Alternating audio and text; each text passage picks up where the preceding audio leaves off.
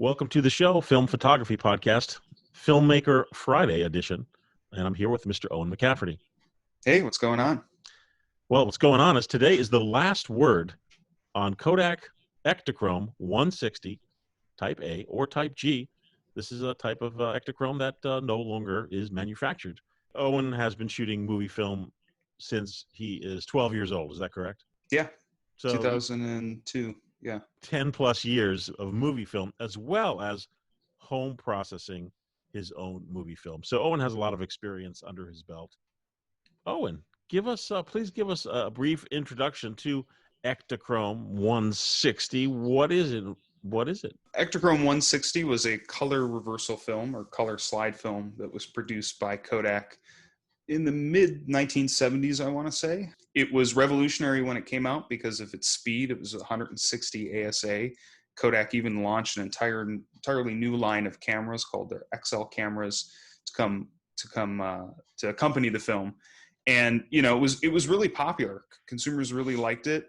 Although I would say compared to Kodachrome, which was another color reversal film, because you could shoot it in such low light, it was considered to be pretty revolutionary at the time. It's a very different film from the Ektachrome that most people are used to today. And I don't think it was ever offered in still formats. I believe it was only ever offered in Super 8, but I could be wrong. I'd be interested to know if there were other formats. But it is very different for a number of reasons, mostly because it is a slightly different processing method. I believe it's EM26 was the original process as opposed to E6.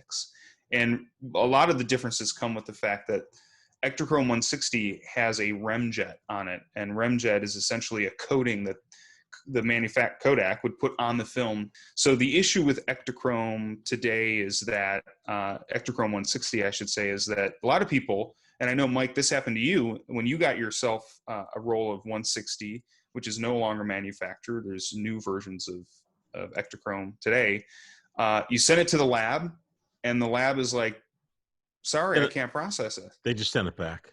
Yeah. Yeah. And you're like, well, what the hell? It's Ektachrome. Exactly.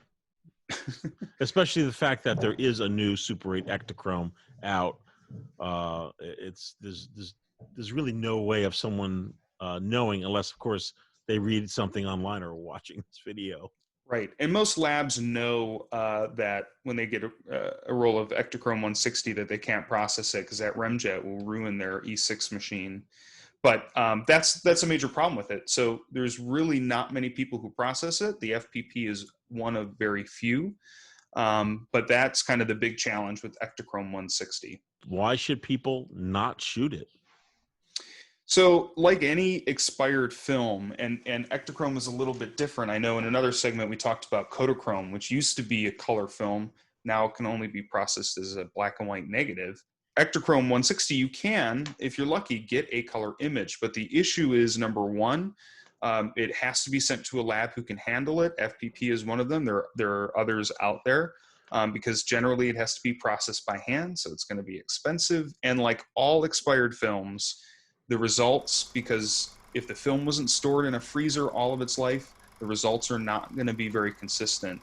Although we get better success with Ektachrome 160 here at the FPP, where we get a usable color image. And in some cases, we've had some beautiful rolls. I don't know if somebody had them stored in a freezer all their life or whatever. We've seen a couple rolls come through that are just gorgeous as far as Ektachrome 160 goes. But most of the time, the image is really faint. The colors have completely shifted green, or they've shifted yellow or blue. And sometimes there's no image. I mean, sometimes you just get blank film. So it like all expired films, it's all about how it was stored. And if you have no idea how that film was stored, which is most cases, it's a crapshoot, and it's expensive. And are you willing to take that risk for a roll of film that may come out blank? When it came out and got it processed, new, it was never a good color film. And I say that compared to the existing Kodachrome of the time, which was and still is, if you have a vintage roll that was developed back when Kodachrome developing was available, is amazing. Yeah, it's out of this world. Yeah.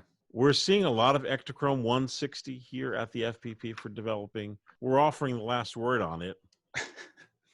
Don't shoot Yeah, it because you could buy brand new Ektachrome, right. and yeah, And um, and we do get better results from Ektachrome than we do from the Kodachrome that we process. I mean, the ratio of rolls that we get that turn out pretty good is better. yeah.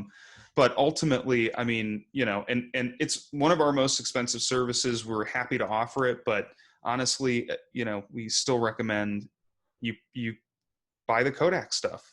I mean, it in the fresh Ektachrome, it's even if that means you can only shoot one roll of fresh film as opposed to 3 rolls of expired film, that one roll of fresh film is going to outlive you. It's going to look better, and you're going to enjoy it a lot more. Well, there you have it. If you'd like to leave your last word, you can leave your comments down below. And as always, thank you very much for joining us on Filmmaker Friday. We have a lot of awesome stuff planned for 2021, including a lot of new double perf 16 millimeter films, magazine film in 16 and 8 millimeter, and I'm looking forward, for us getting our results back and chatting about it. So as always, you could leave a comment below or drop us an email. So shoot heavy. What can I say?